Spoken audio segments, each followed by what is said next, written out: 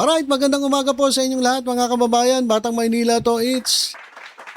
Ngayon po ay ang unang araw ng 2026. Pero wala pa ring nakukulong. Wala pa ring nakukulong mga kababayan. May nakukulong yung mga dilis. Pero yung mga malalaking isda ay wala pa po nakukulong. Diba? Dami nating inaabangan eh. Nag-aabang tayo ng congressman, nag-aabang tayo ng senator na makukulong. Pero wala eh. Wala eh mga kababayan. Puro lang pangako. Puro lang wento. Pero anyway, abangan natin yan ha. Abangan natin. Malay ninyo. Etong 2027, may nakulong na. O may makulong na. Abang pa tayo isang taon. Pero ito talaga ang aabangan natin mga kababayan. Ito sa ating screen. Ito po yung aabangan natin ngayon 2026. Sigurado, etong dalawang ito ay marami pong sasabihin ngayong 2026. Ito pong si Annabel at ito pong si Chucky. Ayan po mga kababayan. Si Annabel at si Chucky. Sigurado po marami po tayong abangan dito. Ngayon pong bagong taon 2026. Abangan po natin 'yan. Ito si Annabel at si Chucky. Kamukha no? Parang pinagbiyak na eh. Okay, so ito mga kababayan. Nagbigay po si Sara Duterte ng kanyang New Year's Day message para po sa ating lahat. At as usual, kahit maikli, binabasa pa rin. Ito ba ang gusto niya maging presidente? Yung ikli-ikli na ng mensahe, babasahin pa. Paano na lang kapag humarap siya dun sa international community at tinanong tungkol sa mga bagay-bagay. Sasabihin niya naman, itok-itok. Nako, pagtatawanan po ang ating bansa kapag ganyan. Well, anyway, pakinggan natin. Ito ang mensahe ni Sara Duterte kahapon po. January 31, 2025. Ano ba sabi ni Inday Sara? Assalamualaikum warahmatullahi wabarakatuh. Madayaw, ug maayong adlaw kaninyong tanan. Magandang araw sa inyong lahat. Isang masigla at mainit na pagbati ng bagong taon ang ipinapaabot ko sa bawat Pilipino sa buong mundo. Sa pagsalubong natin sa 2026, iwaksina natin ang anumang pag-aalinlangan at takot. Ngayon ang simula ng isang panibagong kabanata, isang malinis na pahina na punong-puno ng pag-asa. Hayaan nating mag-alab muli ang ating tapang at determinasyon. Ano man ang hamon na ating haharapin, taglay natin ang pambihirang lakas upang malampasan ang lahat ng balakid. Sa bawat pagsubok, lalabas tayong mas matatag. Itinuring natin ang bagong taon na paanyaya upang magkaisa at magsimula ng may panibagong pananaw. Ang ating pinagsamang lakas at pananampalataya ang susi ng tunay na pagbabago. Sama-sama tayong magsikap at magdasal na ang 2026 ay maging taon ng pag-asa at pagpapala. Maligayang bagong taon sa inyong lahat, naway maging mas maliwanag at maunlad ang ating panibagong simula. Mahalin natin ang Pilipinas. Para sa Diyos, sa bayan, at sa bawat pamilyang Pilipino. Syukran. Okay, so yan mga kababayan, palakpakan naman natin ang ating masipag na presidente. Ang sipag nito mga kababayan eh. Ano ba nagawa nito noong 2025? Alam ko, record breaking ito. Ito yung may pinakamaraming trip sa ibang bansa. Sa lahat po ng government officials, ito ata pinakamaraming binyahe. Kaya yung iniwan niya, yung Office of the Vice President, yun lang talaga nagtatrabaho.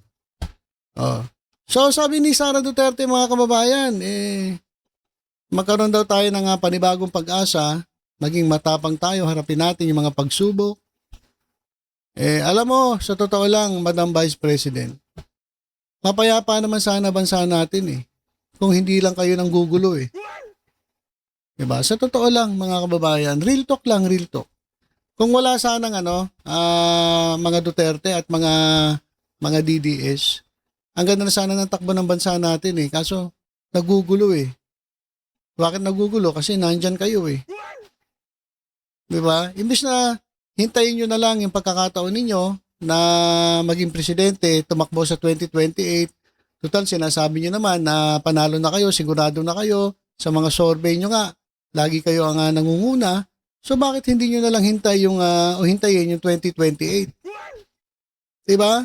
Kaysa kung ano-ano sabihin ninyo, makipagtulungan na lang kayo sa gobyerno. Para magkaroon ng katahimikan ng ating bansa at magkaroon ng kapayapaan. Kasi sinasabi niyo magkaroon tayo ng kapayapaan, maging matatag tayo. Talaga maging matatag kami.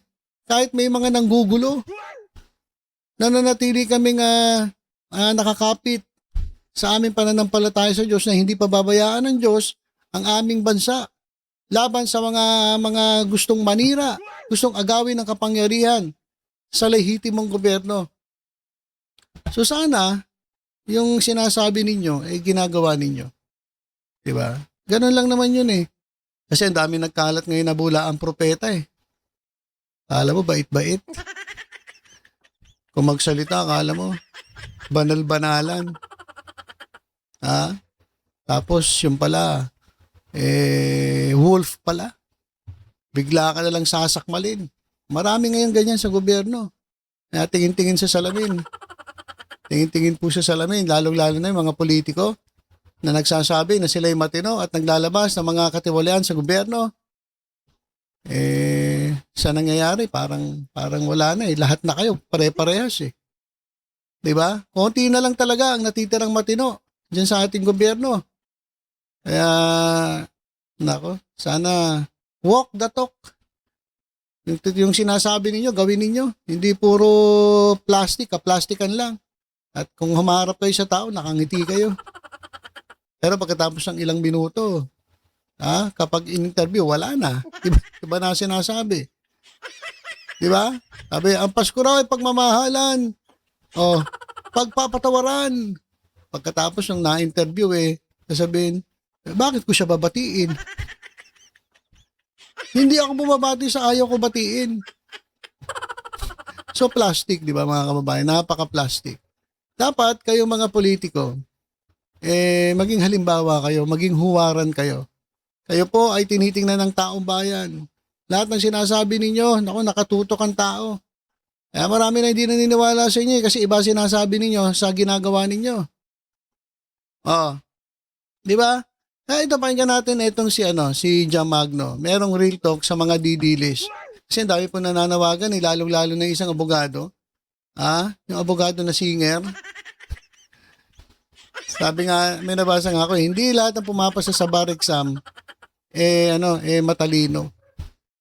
Hindi lahat ng pumapasa sa bar exam, minsan nakakachamba lang. At merong abogado na DDS na wala talagang ginawa sa buong buhay niya. Sa buong buhay niya. Ang lagi niyang sinasabi, mag-resign si Presidente Bongbong Marcos. Paulit-ulit. Yun lang sinasabi niya. Dapat mag-resign, mahiya ang presidente. Wow. So, ito, pakinggan natin si Jam Magno at ni Real Talk, ito mga didilis. Para sa inyo to. Total New Year naman, salubong po sa inyo to. Salubong po sa mga didilis. Tayo mga kababayan, ayaw naman natin mang-away. Kaya lang, syempre, ngayon 2026, hindi naman po natin nahayaan na sirain ng mga gustong sumira sa gobyerno itong ating bansa. Kaya unang araw pa lang, kailangan ipakita natin na handa nating labanan ang mga gustong sumira sa ating gobyerno. At manatili tayo sa tama. Doon tayo sa mabuti, hindi po sa masama. Diba? So pakinggan natin si Jam Magno. Ito, mga didilis, makinig kayo. Para sa inyo to. Ito. Nyo bumitiw sa pwesto ang mga taong nasa pwesto dahil hindi yung sinusuportahan nyo ang problema kasi ang taong sinusuportahan nyo, binigyan nga ng pwesto, nang gagago naman ang mga Pilipino. And gusto nyo idamay kami? Gusto nyo bumitiw ang mga matitino para lang bigyang linaw ang para maging sakim kayo? Enough with the hypocrisy. My God. Ang problema kasi dito sa Pilipinas, ang mga banal-banalan, yun naman ang grabe. Punot dulo ng kasakiman. Di ba, isipin mo yan, ilalabas ang Cabral Files the same day. Di ba? Na nawalan ng government contract kasi due to inactivity ang kumpanya niya.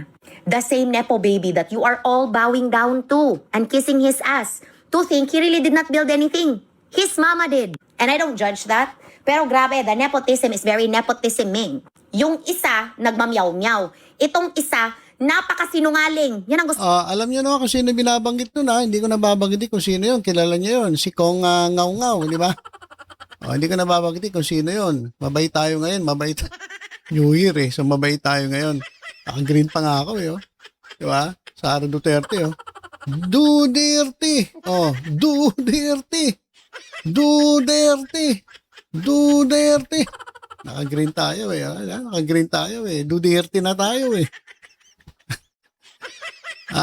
Mabait tayo ngayon. Mabait. Sige, diretso. nyo? Yan ang future ng Pilipinas? Pass. Kaya ganun na kasi. Banal-banalan. Bibitiw daw sa pwesto para tumigil ang gulong ito. Kayo ang nanggugulo. Kasi kayo ang talagang mukhang power. Kayo naman ang hindi capable. Kayo naman tong mga bobo. Tapos ngayon, sasabihin Aray ka naman. Tama eh, no? Di ba? Tama. Yung mga gustong pumesto, ayun naman yung mga bobo. Yung mga walang alam. Di ba? Kung magsalita ka, alam mo ang gagaling. Pero yun naman pala yung mga palpak. Di na-real talk na naman kayo ni Jam Magno. Sige ma'am, tuloy mo. nyo na bibitiw sa pwesto para matigil ang gulo. Hoy! All of a sudden, hindi na kayo associated to a group. All of a sudden, independent na kayo. But you spent all these years hating on people that do not support the bullshit that you are supporting. And to think, nililinan nyo ang mga Pilipino, kayo naman tong magugulo. Kayo to. Kayo tong magugulo at kayo ang totoong tambaloslos. Tambaloslos na ang taas-taas ng rating, wala namang trabaho ang ginagawa. Ano yun? Nanggagago? Ang dami pinatamaan eh, di ba? Ngayon, may pinatatamaan si Chucky. Si Chucky na. Saan ka nakakita ng isang survey? Ang taas-taas ng ratings. Pero walang ginagawa. Ano tawag doon? Digaguhan. Di ba? Anong kalokohan yan? Ang taas ng ratings, tapos wala namang ginagawa. Anong kabubuhan yan? It's either bobo yung mga natanong, o kaya naman, rig yung survey. Alam niyo naman na yung mga survey, minsan ay binayaran, di ba, para makita kung ano ang boses. Hindi boses ng taong bayan, boses ng mga DDS. Hindi nga natin alam kung saan nakuha yung survey na yun eh. 1,200 tinanong, tapos sabihin mo, yun ang boses ng bayan, kalokohan. Milyones po. Ilan ang botante? 65 million? 1-2 lang ang tinanong. Sasabihin nyo, yun ang boses ng bayan. Ano kayo, mga tanga? Boses ng DDS yun. Hindi boses ng taong bayan yun. All of a sudden, ang taas-taas ng rating na mas nagtatantrum kaysa sa nagtatrabaho. Wow! And you want the president to step down to give way to who exactly? The one you're supporting? Wow! Yan kasi. Nakakatawa kayo. Funny. You're making a shit show out of the whole thing. Why? Because kung hindi kayo mag-iingay, malalaman ng sambayan ng Pilipino na kayo tong bobo at kayo tong may ginagawang masama. Kasi pag hindi kayo mag-iingay at hindi kayo manggugulo, mapupunta ang focus sa inyo. Ang problema niyan, nanggugulo kayo, wala naman kayong GC. Nanggugulo kayo, hindi naman tugma-tugma ang mga stories nyo. Kaya tuloy, ang pruweba ng katangahan nyo, lumalabas. Every time you open your mouth, lumalabas na wala talagang laman to. Diba? Ang taas-taas ng rating. Mas marami namang araw na wala sa Pilipinas. Hala, paano yun? Tumaas ang rating mo dahil ano? Sino yung sinurvey? Yung mga himod sa puwet mo? Pakshit. So please, enough with the bullshit na ano daw ang masasabi ko sa bullshit na rating na survey na yan. Ay grabe, ganyan na talaga katanga ang mga Pilipino ngayon? Yung talagang gustong-gustong puring-puri kayo sa hindi nagtatrabaho? Yung mahal na mahal ang ibang bansa kaysa sariling bansa? Yung gumagawa lang ng isang bagay para lang talaga i-focus sa pamilya nila? Halabi, empleyado ka ng gobyerno, be. Halabi, empleyado ka ng gobyerno na pinapasweldo ka ng buwis ng tao. So bakit mo siniservisyohan ang ibang tao kaysa sa Pilipino? Siniservisyohan mo ang sarili mong kapakanan. Kaya nga ako, hindi suportado ang ginagawa ninyo dahil hindi para sa Pilipino ang ginagawa ninyo, kundi para sa sarili nyo. Alright, so yan mga kababayan. Durog ang mga DDS. durog si Duiste, durog si Sara Duterte, at pati yung mga didilis na nasabi nga niya, bobo daw. Pero yung pinupuri ninyo, yung walang ginagawa, puro tantrums. At magaling, sinasabi niyo, magiging presidente. Kawawa tayo. Kawawa bansa natin kapag ganyan. So yan mga kababayan, salubong lang sa mga didilis. Happy New Year sa inyo. Pinutakan kayo ni Jam Magno. Real talk lang naman yan eh. Totoo naman sinasabi niya eh. Kaya kayo, yung mga didilis dyan, gising-gising. Yung utak ninyo, nandyan yan para gamitin. Hindi yan display. Kasi kaya kinakalawang na yung mga utak ninyo eh. Hindi kayo nag-iisip na maayos eh. Puro kayo panatiko. Mag-isip-isip naman kayo. Isipin nyo yung para sa bayan. Isipin niyo yung mga anak ninyo. Hindi yung para kayong tanga, lalong-lalo na yung nandun sa dahig. Yung tatay nilang karton, nilagyan pa ng jacket, baka raw ginawin, baka sipunin. Wala na, nasisira na ulo ng mga tao dun eh. Dahil sa sobrang kapanatiko eh. Nako. So, yan lang po muna mga kababayan ng ating salubong ngayong bagong taon. Naputakan kayo ni Jam Magno. Na real to kayo. Hindi, totoo naman kasi. Dapat, ngayon 2026, baguhin na natin isip natin. Doon tayo sa tama, mga kapatid, mga kababayan. Doon tayo sa totoo. Doon tayo sa talaga naglilingkod. Ngayon, kung ayaw nyo kay Marcos, okay lang. Ako din naman, hindi naman ako panatiko ni Marcos, di ako loyalista. Ako po ay pro-government. Hanggat sa kaya ko sumuporta sa gobyerno, susuporta ako. Pero pag nakita ko na ang gobyerno talaga ay hindi na ginagawa ng maayos sa kanilang trabaho, isa rin po ako sa babatikos dyan. Pero sa ngayon, itong ginagawa ng mga Duterte, itong ginagawa ng mga didilis, parang ang hirap po suportahan. Kasi wala naman nga silang ginagawa eh. Diba? Pero wala nang ginagawa, dagdag sa problema pa. So kanino ko susuporta? Siyempre doon sa gobyerno.